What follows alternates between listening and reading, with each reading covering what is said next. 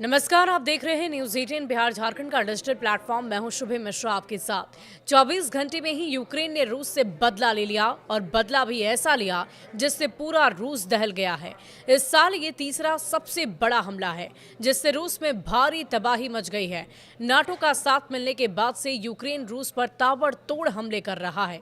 Ukraine के राष्ट्रपति Zelensky ने रूस पर हमले का पैटर्न ही बदल डाला और इसके लिए ब्लूप्रिंट फ्रांस और ब्रिटेन ने तैयार की है। जो तेवर जेलेंस्की के हैं उससे साफ है कि युद्ध लंबा खींचेगा और रूस पर हमले भी आगे होते रहेंगे। अब सवाल उठ रहे हैं कि रूस बौखलाकर नाटो देशों पर हमला तो ना कर देगा। अगर ऐसा हुआ तो यूरोप में परमाणु विनाश कोई नहीं रोक सकता। रूस में विनाश का सबसे खौफनाक अध्याय आरंभ हो चुका है और अब यूक्रेन इतने विध्वंसक हमले कर रहा है जैसे उसने पिछले साल भी नहीं किए थे। यूक्रेन ने 200 ड्रोन से रूस में भारी तबाही मचा रखी है। अब कुसर्क के बाद बेगलादोर्द की भी यूक्रेन की सेना घुस चुकी है।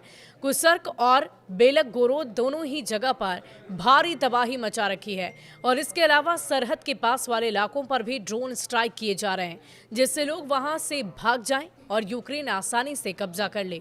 इस हमले का ब्लूप्रिंट नाटो ने तैयार किया और इसीलिए यूक्रेन इतना बड़ा हमला करने में कामयाब हो गया है। ये इस साल का तीसरा सबसे बड़ा हमला है। यूक्रेन ने 200 ड्रोन से भी ज्यादा ड्रोनों से भारी तबाही मचा रखी है। रूस के एनर्जी सेक्टर को ध्वस्त कर दिया है। ड्रोन के अलावा फाइटर जेटर से बमबारी की गई। यूक्रेन ने एसडीबी, जेडीएएम, ईआर और एएसएम बम से हमले किए। यूक्रेन इसे स्पेशल मिलिट्री ऑपरेशन कह रहा है। कई घंटे तक रूस में ड्रोन अटैक करते रहे और इस बार यूक्रेन में मौजूद रूसी पोस्ट को टारगेट किया गया।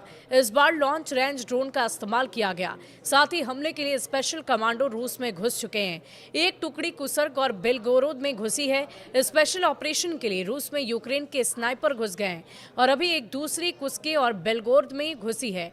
आगे ये रूस में प्रॉक्सी हमले कर सकते हैं क्योंकि इन्हें इसी तरह की ट्रेनिंग दी गई है जिससे भेष बदलकर भारी तबाही ये मचा सकते हैं।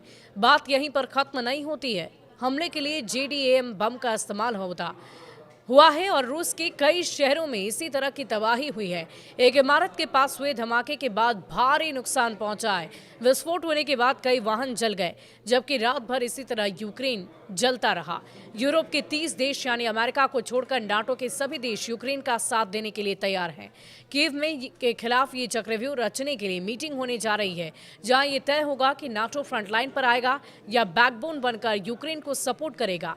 नाटो के साथ आने से जेलेंस्की का हौसला बढ़ गया है और इसीलिए वो रूस पर ताबड़तोड़ हमले कर रहे हैं। इस बार उसने एफपीवी यानी कि फर्स्ट पर्सन व्यू ड्रोन से ज्यादातर हमले किए और इस ड्रोन की रेंज 40 किलोमीटर होती है। यह हल्का होता है और इसकी कीमत भी काफी कम होती है और इसीलिए यूक्रेन पर एफपीवीवी ड्रोन का प्रोडक्शन बढ़ा रहा है।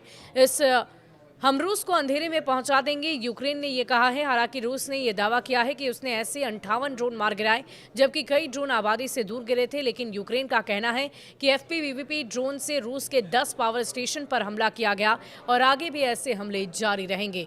हम रूस को अंधेरे में पहुंचा देंगे। रूस ने युद्ध विराम की पहली शर्त रखी कि वो एनर्जी सेक्टर पर हमले न करें, लेकिन यूक्रेन ने यह शर्त नहीं मानी और इससे यह साबित होता है कि जेलेंस्की युद्ध विराम के लिए गंभीर नहीं और यही वजह है कि रूस के पावर स्टेशन पर हमले लगातार किए जा रहे हैं।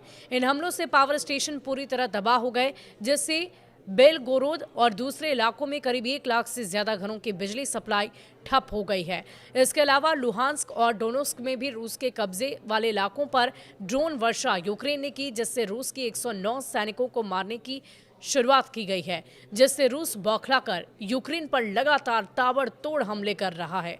इस युद्ध को लेकर आपकी क्या राय है? आप क्या सोचते हैं? कब तक इस युद्ध पर विराम लगेगा? कमेंट सेक्शन में लिखकर जरूर बताइएगा। शुक्रिया।